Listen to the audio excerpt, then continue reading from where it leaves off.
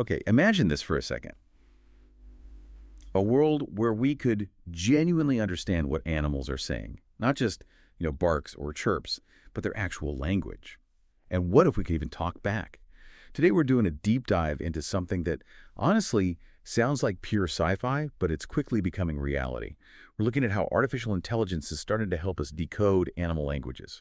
Yeah, so for this deep dive, we've pulled together some really cutting-edge research, and we're drawing on insights from the experts right at the forefront of this field.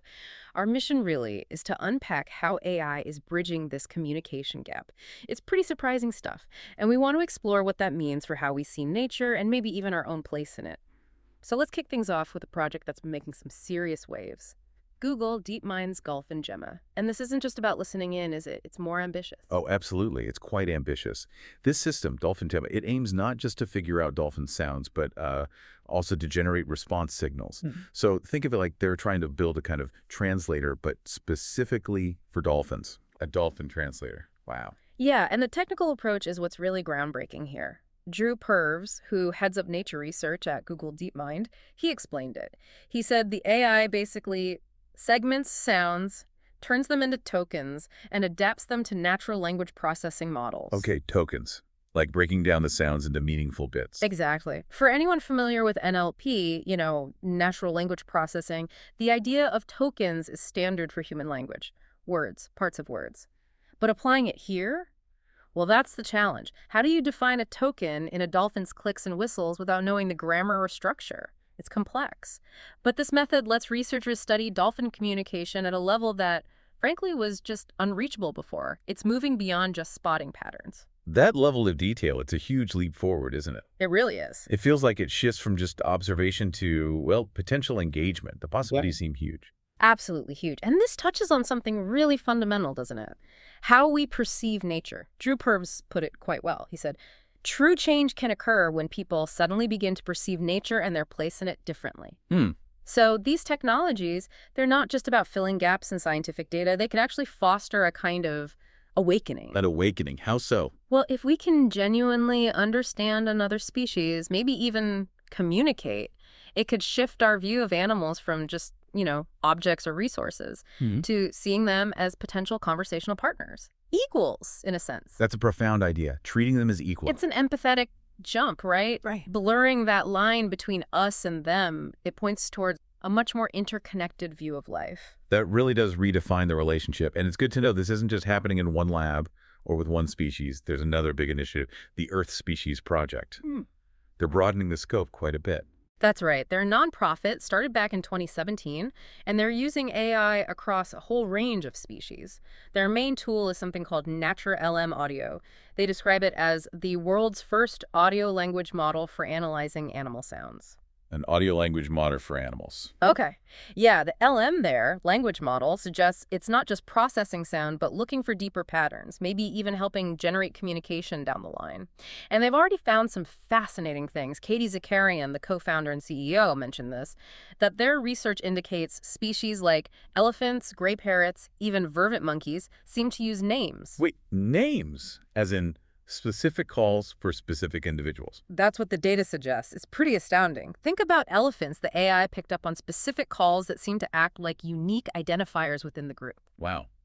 That just changes everything about how we might think about their intelligence, their social lives. It's a game changer, honestly. It implies a level of individual recognition, a social complexity that maybe we've only just started to, scratch the surface of. It definitely challenges our very human-centric view of what complex communication looks like. So it's more than just collecting cool new facts about animals. Much more. It sounds like it's pushing us towards a fundamental shift in perspective. Exactly. Katie Zakarian is clear about this. The big goal isn't just the science itself. It's about reorienting our whole relationship with the planet. She said the aim is to stop exploiting nature and start creating conditions where all species can thrive.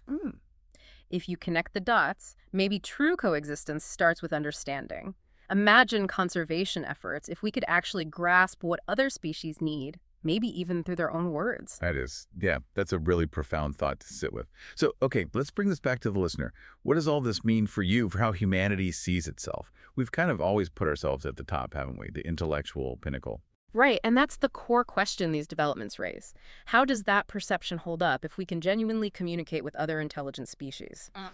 Azar Raskin, who also co-founded the Earth Species Project, he put it very powerfully. He said, "These technologies will change our perception of ourselves and our place in the universe." That's a big statement. It is. It suggests a future where maybe humans don't see themselves as the absolute peak, but as, well, as one intelligent species among many, part of a much richer, more communicative, global ecosystem. We really could be on the edge of something entirely new then. Technologies that felt like pure fantasy might actually allow us to, I don't know, converse with animals someday, understand their thoughts, maybe even work together towards a more harmonious future. The idea of, like, chatting with a whale. Mm-hmm. It's starting to feel less like fiction. Still distant, maybe, but possible. It's moving in that direction, yeah. Okay, so let's quickly recap the key takeaways from this deep dive. We've looked at specific AI tools, like Google DeepMind's Dolphin Gemma, which isn't just decoding, but trying to respond to dolphins. And the Earth Species Project with Natural LM Audio, revealing that complex animals like elephants and parrots might actually use names for each other. These aren't just interesting facts, are they? They seem to be fundamentally reshaping how we think about communication, intelligence, the whole animal kingdom. Exactly. And I think what's truly fascinating here, beyond the tech itself, is how these breakthroughs could alter our whole ethical and philosophical stance. It's not just about the data or decoding patterns, it's about what realizing other animals communicate meaningfully, what that means for how we should treat them and the planet we all share. Right. It forces a reevaluation. So that leaves us with a final thought for you, the listener, to maybe mull over. If AI can help us grasp a dolphin's unique way of talking, or understand that an elephant has a name, what other kinds of intelligence are out there that we're only just beginning to even perceive? And how might truly understanding them compel us, maybe even force us, to rethink our responsibilities to this planet and every living thing on it?